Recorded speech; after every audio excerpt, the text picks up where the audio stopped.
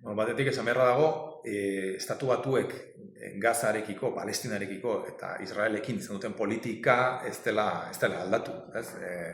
Erabateko babesa duelako Israelek, Estatu Batuengandik, eta lehenago ere Bidenekin horrela izan da, eta orain Trumpekin ere horrela da. Egia da, Trump pauso bat urrunago joan dela, eta marragorri asko garaitu dituela, eta hor dago besteak beste, berak sortu nahi duen proiektu hori, Gazan,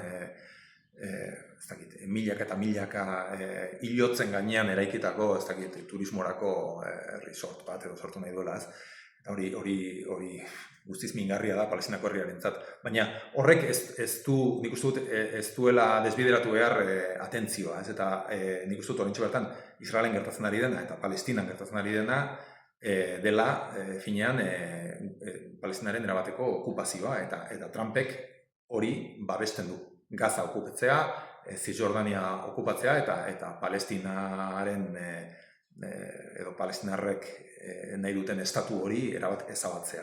Eta hori gertatzen ari den prozesu bat da, eta Trumpek bere horretan jarraitzen baldin badu lortuko duen zerbait da gainera. Eta hori da, nik uste dut, kezka iturria handiena